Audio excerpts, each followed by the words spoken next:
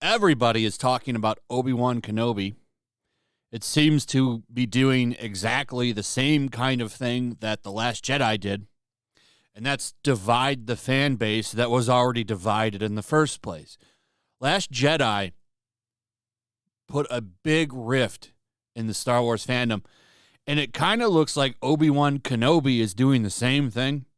I see a lot of people calling him Jake Kenobi, which I find funny. I mean, that's obvious reference to Jake Skywalker.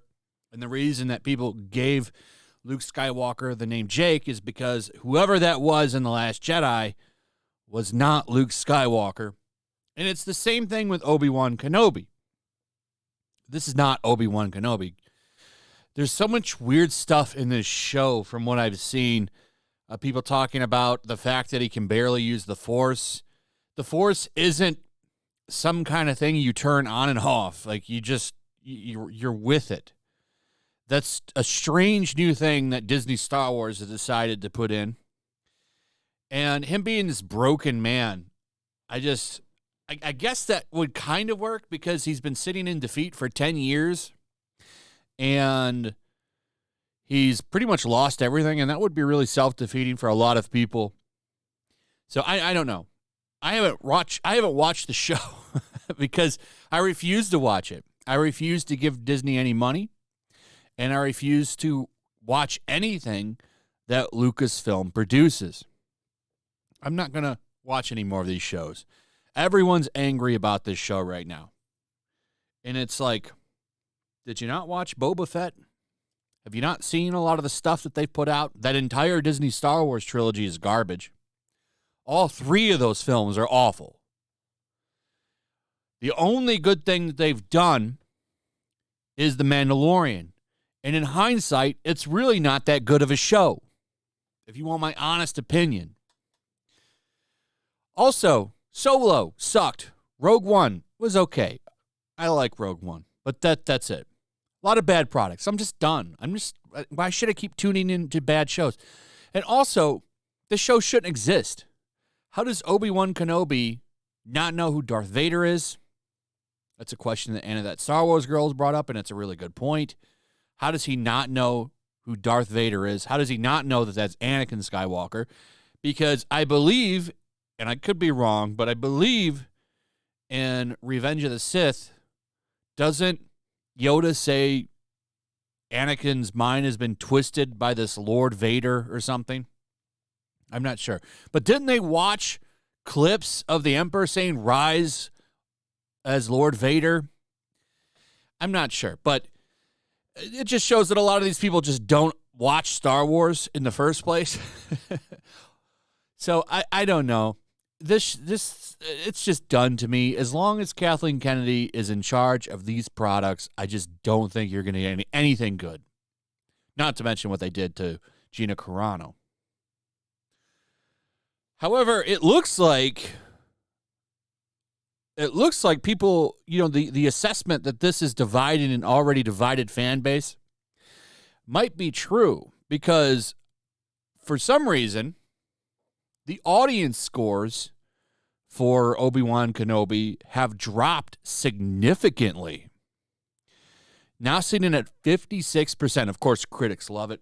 They don't want to lose that access, so they'll praise anything. They could literally just have the show and it be a Star Wars character's ass farting, and they would give it a 90% because they always have to praise Disney, worship Disney, lick the mouse's boots. They're always going to do it. So you can never trust the critic. You can trust the audience score a little bit. And I think it's pretty telling. Pretty telling indeed. As Bounding into Comics points out here, it's getting down there with Last Jedi. Look at that. 56 percentile, 42 percentile for Last Jedi. The Mandalorian has a good audience score. So, there wasn't much controversy other than Gina Carano surrounding, like, the show itself. Most people have nothing but good things to say about it. Book of Boba Fett. Nobody liked that. Look at it. It's down there at 59%. It's got the same score almost. No, it does. Okay, it's lower than Book of Boba Fett. That's surprising. That's a shocker. Oh, I guess critics will criticize it, though it's still fresh at 66%. And then you've got this right here. This is from Metacritic. And you can kind of see it there. Look, The Mandalorian. And this is like proof that, if you put out something that people like, they will support it. It's got a pretty positive score over there on Metacritic as well. But the Book of Boba Fett and Obi-Wan Kenobi both share pretty harsh reviews. I find it surprising because usually people will just lap this stuff up. But there's no reason that these characters should be meeting again. Like, I guess maybe it's the Darth Vader thing. How does Darth Vader, number one, I watched a couple of reviews.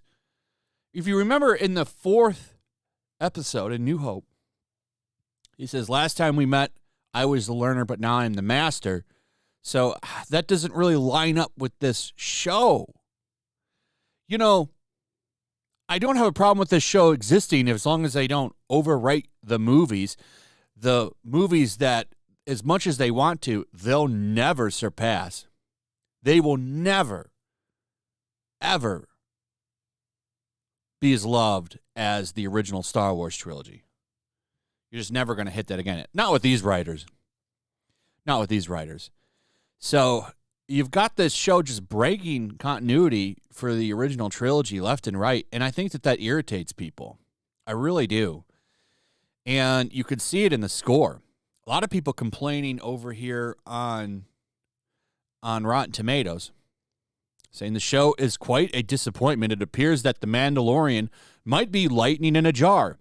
Vader and Ewan McGregor are the only thing holding this show together. I'm not super happy that they are just ignoring canon at this point. The Kid Leia scenes are ripped right out of the 80s Ewok adventure movie. The Inquisitor storyline deviates from the Rebels series drastically. The scene with the third sister parkouring across the rooftops was so bad, the show is a mixed bag.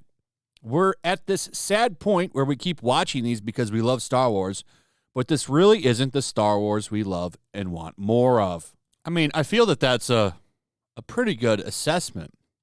And to be fair, 56%, that's somewhat down the middle. I think that, the show's just controversial with fans, especially when it comes to people that enjoy canon and continuity. Like, you're talking about a hardcore fan base that keeps track of all these things and are very obsessed with these small details.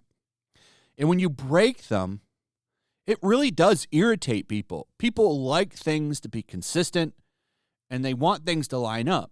And when you just break everyone's favorite movie, everyone's first experience, everyone's fond memories of A New Hope, it does irritate people.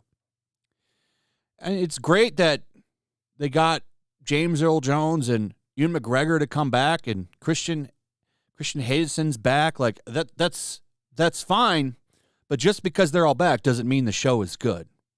It's a shame that you couldn't get them all back and actually make something work. Just my thoughts. Anyway, that's pretty much it. Let me know what you guys think about all this. I'd like to hear from you. Also, if you would, please like, subscribe, share the video. Make sure you're still subscribed. Hit that notification bell. I'll see you on the next one. Peace. Also, if you want to help support the channel, check out my Teespring store. There's a link in the description. You can find some merchandise in there that you might want to check out. Also, make sure to follow me over on Twitch. I do watch parties, play video games over there. They're always fun. Follow me over there and come hang out. Also, make sure you subscribe to YellowFlash, my other channel. There's a link to that in the description as well. I do a lot of live streams over there that I don't do on this channel. Usually smaller and a little bit more personal. So make sure you follow me over there and sign up.